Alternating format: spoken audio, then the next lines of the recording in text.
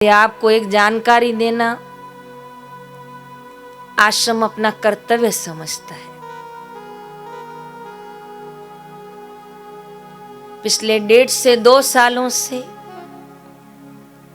नासिक के एक पति पत्नी दीपा बहन और कैलाश भाई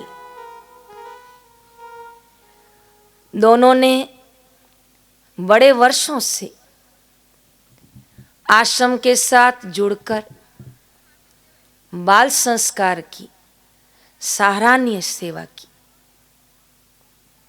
उनकी सारा सेवा के विषय में आज भी है, पर सेवा के आड़ में कब स्वार्थ पनप गया, कब अहंकार पुष्ट हो गया और उन्होंने बाल संस्कार की आड़ में धीरे धीरे अपनी टीम, अपनी ग्रुप, अपना सेंटर, अपना निवास घोषित कर दिया। साथ ही साथ ये भी घोषित कर दिया कि हमें साक्षात्कार हो गया है। जब अति बात हो गई तो बाल संस्कार ने इस बात को लिखित में पूज्य बापू जी को भेजा कि ये लोग इस तरह घोषणा कर रहे हैं। तब हमारे आश्रम के सदस्य वहां बात करने गए और उनको पूछा कि क्या आपने ऐसा डिक्लेयर किया है कि हमें साक्षात्कार हो गया है? तो उन्होंने कहा तो क्या हुआ, कोई खून थोड़ी किया है। इस तरह जब इनकी बातें बढ़ी तो पता चला कि इन्होंने पूरे भारत से आश्रमवासियों को और साधकों को भ्रांति में लेकर 200 से 250 लोगों को समर्पित किया है। बंबई, नासिक, हरिद्वार ऐसी अलग अलग जगहों पर उन्होंने मकान रेंट पर लिए हैं, फ्लैट, और वहां पर लोगों को रखा है। बड़ा आश्चर्यमय दृश्य था। पिछली पूनम गोरेगांव आश्रम में थी।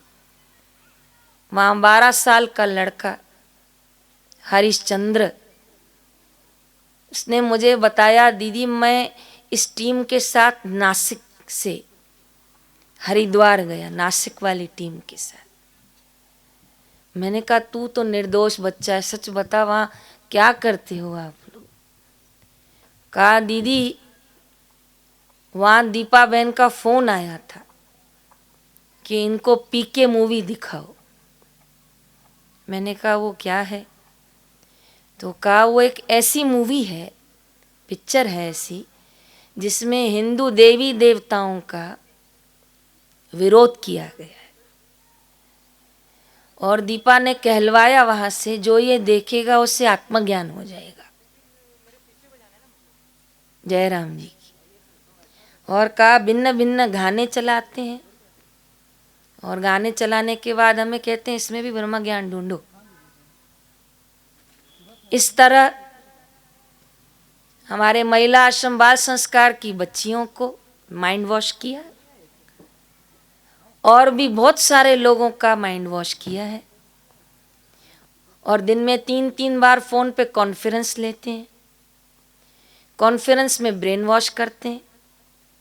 बड़ी दुख की बात, मैं इस व्यासपीठ से नहीं बोल पाऊंगी तो भी इशारा दे दूंगी आपको कि उनका कहना है कि अब बापूजी लौटकर नहीं आएंगे, इसलिए अपना साम्राज्य बसाओ। इसका बीज जरूर बोया है, लेकिन कड़वाहट का बीज कड़वाहटी रंग लाएगा, जहर का बीज जहरी रंग लाएगा, कपट का बीज कपटी रंग लाएगा। जैसे जैसे साधकों को सत्य पता चलता जा रहा है, क्षमा याचना मांग के फिर से आश्रम में प्रवेश कर रहे हैं। कल शाम को मैं संध्या करवाने के लिए मुख्य आश्रम आई तो भी एक नासिक का लड़का मिला। वो उनके ही टीम में जा चुका था।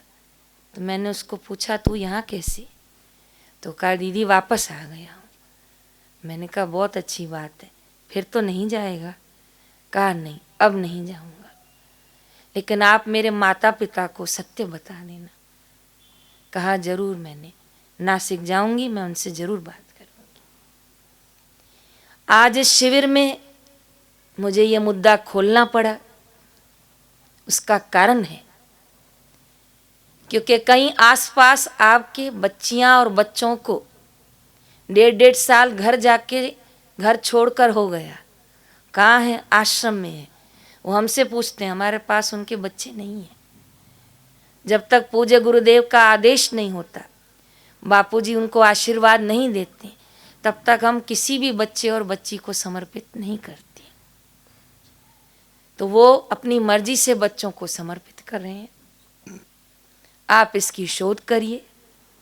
अभी भी भोपाल की यहाँ कुछ बहनें आई हुई हैं, उन्होंने कल पूरा सच बताया और सच समझ के भी लिया।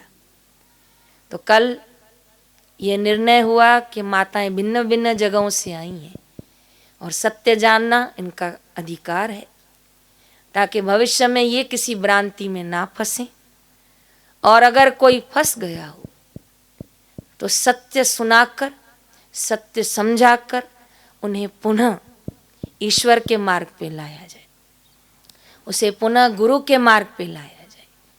साक्षात्कार करना जो इतना आसान और सरल होता, तो आश्रम वासियों ने भी अपना जी जान सेवा और भजन में दिया है। गुरु कृपा पाएंगे, गुरु की आज्ञा होगी तो पार आएंगे। पर इस तरह अपने आप को लक्ष्मी नारायण घोषित करना, सिर पर हाथ रखना, वीडियो कॉन्फ्रेंस करना, दिन में 3-3 बार फोनों पर निर्देश देना, मुर्दाघर ले जाना, शमशान घाट में बच्चों को जाके जलता हुआ मुर्दा दिखाना, मुर्दे को लकड़ी मार के तोड़ना, फिर कहना देखो तुम्हारा भी ऐसा हाल हो जाएगा। पैसे लेना, सामान बेचना, सामानों को खरीदना, बच्चियों से स्टॉल लगवाना और अंत में कहना कि साक्षात्कार हो गया है। इस तरह भ्रांति में अगर ये लोग नहीं, कोई और भी आपको कभी फंसाए, तो मेरा आप सभी से निवेदन है, आप अनुष्ठान वाले तपस्वी हैं, आप साधारण साधकों से भी 2 कदम आगे हैं, तभी तो आप शिविर तक आए हैं, तभी तो आप मौन धारण कर रहे हैं। तो कभी भी ऐसी बातें सुने तो बापू ने हमें बुद्धिजीवी बनाया है, बापू ने हमें सद्बुद्धि दी है, बापू ने हमें सत्संग से सिखाया है, न उल्लू बनाओ न उल्लू बनो। तो न बनाओ तो बनो भी नहीं।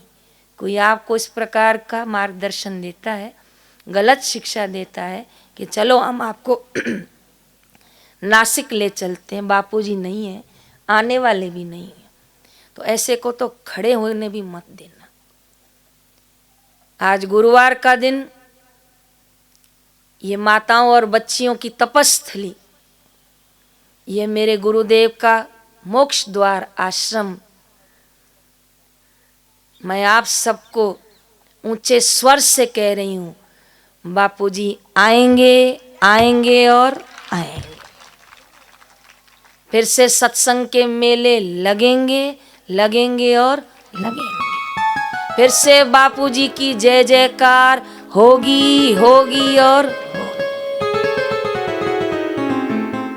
तो ये आप सभी माताओं की शक्ति, बल, प्रेम, श्रद्धा बापूजी को बहुत जल्दी हमारे पास ले आएगा।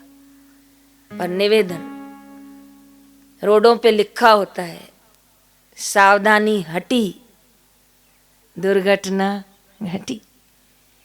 तो ये आज मुझे शिविर में बोलना पड़ा है। हमारा उनसे न राग है न द्वेष है, पर हम सावधान तो अपने साधकों को जरूर करेंगे। अगर नहीं करेंगे तो साधक भ्रांतिवश कहेंगे कि हम आश्रम आए थे, हमें क्यों नहीं बताया। इसलिए आश्रम में आए हुए सभी साधकों को सूचित किया है और आपके आसपास भी ऐसा दृश्य देखो, कोई भ्रांति के वश कहीं समर्पित हो रहा है, बाल संस्कार केंद्र के नाम पर रात को 11-11 बजे तक घर नहीं आता है, तो आप अवश्य उसे रोक डालिए। सत्य का उसके सामने प्रत्यक्ष रूप रखिए, उसे आश्रम से जोड़िए, बापूजी के सत्संग से जोड़िए, सत्य सनातन धर्म की सेवाओं से जोड़िए।